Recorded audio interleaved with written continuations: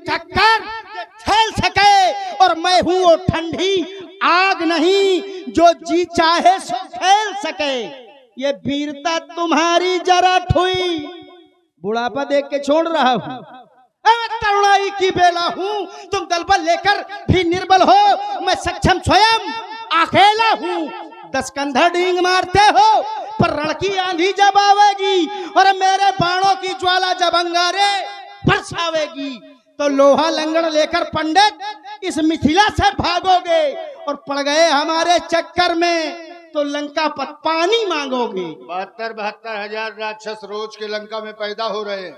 हमको बता रहे हो कि बुढ़ापा होगा तुम्हारे बाप का, हमारा कहे को बुढ़ापा है? अपनी सोचो, तुम हमको बता रहे हो? तुम हो 100 भाई, हम थोड़ी है इतने। तुम तो दूध नहीं पिए का पाए हो, तो तुमको पता नहीं वीरता क्या होती है। जहां जहां गए हो, घसीट घसीट मारे गए हो, हमसे खुलवा रहे हो, हमसे खुलवा रहे हो। हम तुमको कहा नहीं जानते? पूछो आचार्य जी से, कब से नहीं जानते बताओ? हमसे बता रहे हो कि वीर दैत्य कुल बेटा।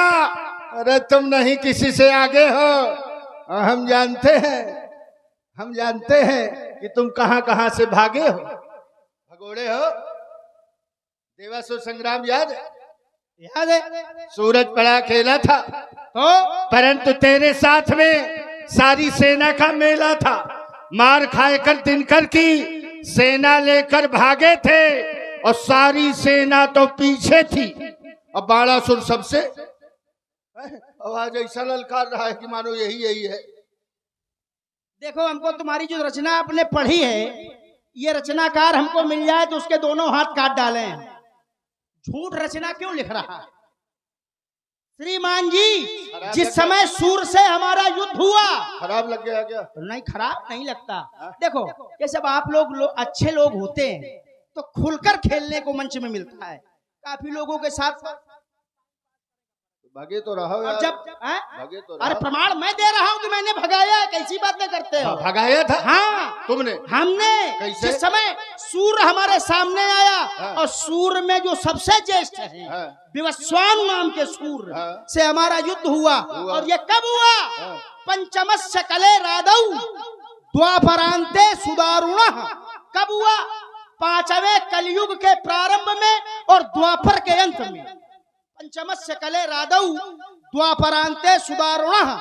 तो ये युद्ध हमने जीता, और हमारे पिता श्री बलि इंद्र बने। यत्र शक्रो अप्यभूत बलि, शक्रो माने इंद्र, यत्र शक्रो अप्यभूत बलि, हमारे पिता राजा बलि इंद्र बने। नहीं, ये बात तो इंद्र कैसे बन गए? बिना जीते इंद्र बन गए। ये न जाने कहाँ की बात बता रहे हो। वो वाली बात बताओ जब इंद्र ने तुम्हारे पिता बलि को मार डाला था। तुम्हारे पिता बलि को इंद्र ने मार डाला था, और इंद्र के द्वारा जब राजा बलि मर गया, तो दैत्य गुरु शुक्राचार्य ने मृत संजीवनी विद्या के द्वारा राजा बलि को जीवित किया। और जीवित होने के बाद जब बलि ने युद्ध किया, तब स्वर्ग भोक्ता बलि राजा सहित बंधु बांधवा, तब परिवार के सहित वहां पहुंचा। और जिस इंद्र ने तुम्हारे पिता को मार डाला, उसी इंद्र को मेरे बेटा मेघनाद ने बांध डाला। हमारी तुम्हारी शक्ति का यही से अंतर है। थोड़ा आपने बात घुमा दी।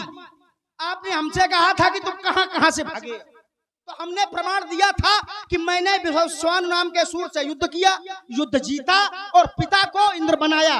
अब तुम चर्चा ला रहे हो पिता की। बात हमारी थी, चर्चा ला रहे हो पिता की, और चर्चा हम आपकी कर रहे हैं तो तुम पुत्र की ला रहे हो। मैदान न छोड़ो, तुम अपनी बात बताओ, हमारी बात पूछो। ठीक? अच्छा, ये ज्यादा करोगे। कोई युद्ध तुम्हारे नाम है? 14 देवासुर संग्राम हुए, किसी देवासुर संग्राम का नेतृत्व तुम्हारे द्वारा हुआ? क्यों? क्योंकि राजा तुम हो ही नहीं। राजा है बलि, तो नाम बलि का होगा, और तुम तो सेना हो। तुम्हारा नाम होगा क्या कि तुमने कोई युद्ध किया है? तुमने जिस समय सूर से युद्ध किया था, उसी समय राजा और बलि का युद्ध, ये देवासुर संग्राम द्वादश जो 12वां था। और उस युद्ध में इंद्र ने जब बलि को मार डाला तो तुम ही वो व्यक्ति थे जो शुक्राचार्य जी के आगे हाथ जोड़े खड़े थे। तुम्हारी वीरता, तुम लोगों ने आज तक अपने जीवन में कुछ नहीं किया, कुछ नहीं किया। क्या है देवासुर? देवासुर थोड़ा विचार कर लो, देव और असुर, देवता और दैत्य, ये कौन है? दोनों भाई भाई, एक पिता की संतान, एक पिता की संतान। माताएं दोनों की अलग अलग, द्वितीय और आदित्य, पर एक पिता की संतान। और जीवन भर बंटवारे की लड़ाई, बंटवारे की लड़ाई जीवन भर। इस धरती पर एक बार नहीं, 2 बार नहीं, 13 बार तुम लोगों ने देवासुर संग्राम करके यहाँ का विनाश किया है और बाकी कुछ नहीं किया। और जब से रावण आ गया, हो जाए को देवासुर संग्राम भला। जिन देवताओं से जीवन भर लड़ते रहे, वो देवता हमारा नाम सुनकर दौड़ लगा देते। आपसे भूल हुई कि आपने 14 देवासुर संग्राम बताए थे। 12 देवासुर संग्राम हैं। बोले किस देवासुर संग्राम का नेतृत्व किया है? श्रीमान जी, ये पूछना जाकर के देवताओं से। बता मैं रहा हूं। मैं जिस समय युद्ध भूमि में पहुंचा तो क्षीरसाई उस नारायण ने देवताओं से कहा कि ये शोणितपुराधीश, तो राजा नहीं हो, जाने किसने बता दिया है आपको? शोणितपुराधीश ये बलि का पुत्र बाणासुर है, ये अजय है, इससे कोई जीत नहीं सकता। तो भगवान विष्णु और सभी देवता युद्ध भूमि से विमुख हो गए हमारा नाम सुनकर के। कहां से? युद्ध भूमि से, देवासुर संग्राम से। कह रहे थे शोणितपुराधीश। हाँ, ये शोणितपुरा क्या है? एक क्षण, शोणितपुर ये क्या है? शोणितपुर ये भी बता रहा हूं। अब आप चर्चा करते हो राजा नहीं हो। देखिए, लोगों में एक भ्रांति है कि सुतल के राजा तो हैं राजा बलि और हमारे पिता हैं। तो मैं सुतल में नहीं रहता हूं, मैं पृथ्वी में रहता हूं। और जो शोणितपुर है वो सुतल में नहीं श्रीमान जी, इस पृथ्वी पर ही है। कब? जिस समय हमारे पिता से वामन ने, भगवान विष्णु ने वामन का रूप धारण करके 3 पग पृथ्वी मांगी, सब कुछ दे दिया। बात आई संकल्प पूर्ण करने की, क्योंकि सब कुछ ले चुके थे, सब कुछ। संकल्प कैसे हो? दान का। तो हमारे पिता ने उस संकल्प में हमें वामन को दे दिया। तब वामन ने हमसे कहा कि तुम इस पृथ्वी पर जहां चाहो वहां रह सकते हो। तब इस पृथ्वी पर एक गुप्त स्थान में, अच्छा, शोणिताक्षम सुगुप्तम भूवि, भूवि माने पृथ्वी, शोणिताक्षम सुगुप्तम भूवि, हमने एक गुप्त स्थान में इस पृथ्वी में शोणितपुर नाम की राजधानी बनाई और अपने पराक्रम के बल पर आज तुम्हारे सामने खड़ा हूं। ये बात सर्वथा गलत है। देखो, ये बात सर्वथा गलत है। अगर पृथ्वी में शोणितपुर बन जाएगा तो बलि का दान निर्मूल हो जाएगा। कम से कम ये विचार किया करो कि बलि ने क्या किया था। संकल्प पहले होता है कि बाद में होता है? काका का गंगा नहीं जानते हो क्या पूजन पद्धति का? संकल्प कब होता है? पहले होता है कि बाद में? इसी में हमको फिर लगता है कि अनरीत बोलते हो। जब संकल्प राजा बलि से वामन ने पहले करवाया था। कब? जब वामन गए थे और शुक्राचार्य जी ने रोका था, उस समय राजा बलि से संकल्प करा लिया था 3 पग पृथ्वी का, 3 पग। तब तक बलि नहीं जानता था कि ये कौन है। बलि को ये था कि 3 पैर मांगेगा, और जिस समय 3 पैर का संकल्प कर दिया, उस समय 3 पैर में नापा क्या? पृथ्वी नापी 1 में, दूजे में आकाश। 1 पैर में संपूर्ण पृथ्वी, 1 में आकाश। तीसरा पैर कहां रखा था? जब पृथ्वी आकाश सब नप गए तो बता रहे पूरा 2 बार अटैक मारा है, इसी तरह, इसलिए यहाँ रखा था। तीसरा पैर रखने के लिए कुछ बचा नहीं बल के पास। बामन ने कहा, राजा बलि, तुमने 3 पैर का संकल्प किया था, अब 1 पैर कहां रखूं? तब राजा बलि जमीन पर लेट गए और बामन ने अपना पैर मस्तक पर रखा। तब 3 पैर पूरे हुए, 3 पैर पूरे हुए। वरुण पास में बांध दिया बलि को। जब उसका दान दे दे, उसका प्रयोग करो। ये कहां लिखा? ये कहां लिखा? कहां भूधरा बना? कह रहे थे पृथ्वी में एक छेद है, छेद के अंदर है सोन। भाई जब संपूर्ण पृथ्वी का दान दे दिया तो फिर पृथ्वी में छेद कहां से आए? छेद के अंदर आ रहे थे। सोनितपुर कहां से आ गया अलग? जब दान 3 पग में सब चला गया था। अब पिता अगर दान करे तो बेटे का यह कर्तव्य नहीं है कि हर लेके पहुंच जाए जोते कि पिताजी ने तो वहां दान दिया है, मैंने थोड़ा दिया।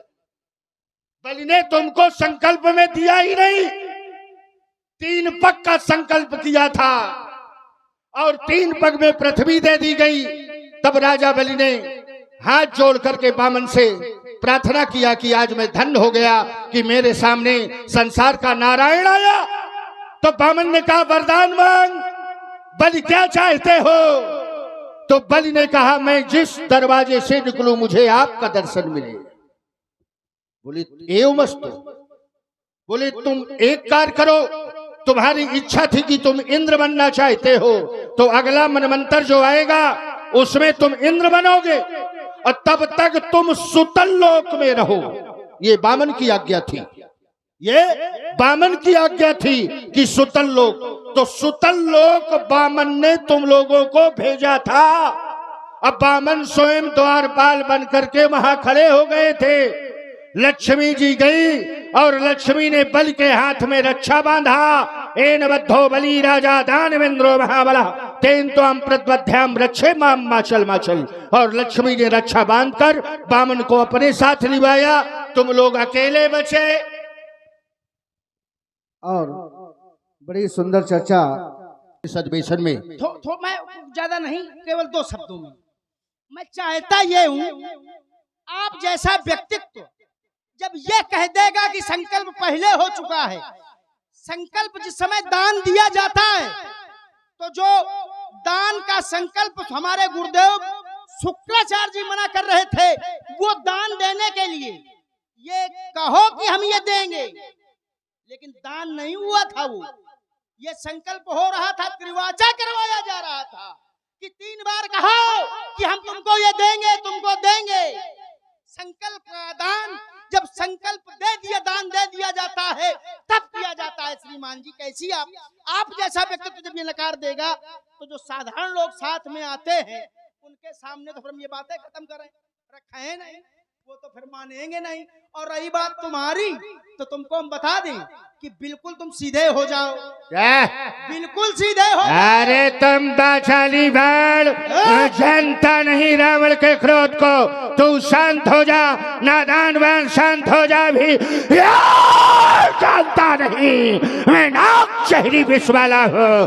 दृष्ट के पट्टे रथों के दिवाकर, शत्रुमत भंजन में ये भक्ति हुई ज्वाला हो। शांत में मलयागिर, क्रोध में ज्वालामुखी, मित्रों के अर्थ में पीयूष का प्याला हो। रूप राम जग का विधाता सुखदाता, शत्रुवंश पर रावण मत वाला हो। तुम चाहे कोई भी मत वाले हो, लेकिन बिल्कुल सावधान रहो। और यदि कुछ अरमान हो तो फिर सावधान हो जाओ। ओ पुलस्त के पौरुष हो सावधान, सबसे की शान भुला दूंगा। और रनिवासों के सोने वाले रावण रण करना आज सिखा दूंगा। और बाणों की भीषण बौछारों से उस अंबर में आग लगा दूंगा। ये 10 शीश, ये भुजाएं 20, ये काट तुम स्वयं पहुंचा दूंगा। और छीनूंगा ये पीतल वाला त्रिशूल और दे थप्पड़ मिथिला से मार भगा दूंगा। ये हिम्मत नहीं किसी में कि कोई रावण से आकर टकराए, चाहे हो लाल लाल चाहे हो पीला पीला, सब शत्रु कुचला जाएगा। जो हमसे टकराएगा वो चूर चूर हो। जाएगा, इसलिए हमें तुम्हें नहीं बूझिए विक्रम बात अखंड, अब जो कही देओगे मदन कदन को दंड। देखो ये है रावण, जिसने कभी अपने बाप की न मानी वो हमारी क्या मानेगा। ठीक, लेकिन ये यहां कुछ कर न पाएंगे। ये अजगो भी टूटेगा, राजा जनक का प्रण भी पूर्ण होगा, सीता का स्वयंवर होगा, और सबसे मुख्य बात ये जनमानस जिस व्यक्तित्व की खोज में बैठा है वह व्यक्तित्व भी इस जनमानस को मिलेगा। सभी शंकर प्रेमी एक बार प्रेम के साथ में जय घोष करें, बोलिए शंकर भगवान की जय, जय शंकर की। बड़ासुर ने कहा ये कुछ नहीं कर पाएगा, तुम्हें अभी आदेश दे करके इस धनुष के मध्य भाग पर राहु को स्थापित करता हूँ, और राहु तुम्हारे लिए आदेश है कि मिथिला राज समाज में कोई भी धनुष का खंडन न कर पाए, हमारे आदेश का अक्षर सा पालन करना। मिथिला राज समाज में उपस्थित सभासदों, एक बार सब लोग प्रेम से जय घोष करो, बोलो जगत गुरु श्री शंकर भगवान की। अरे जय तो बोलो, जय कह नहीं बोल रहे हो? जो जय नहीं बोलता उसके मुंह में पाप बैठा रहता है, और अपना अपना पाप हमारे साथ लंका भेज दो। सब लोग जोर से जय घोष करें, बोलो श्री शंकर भगवान की, बोलो गुरुदेव भगवान की, हर हर महादेव।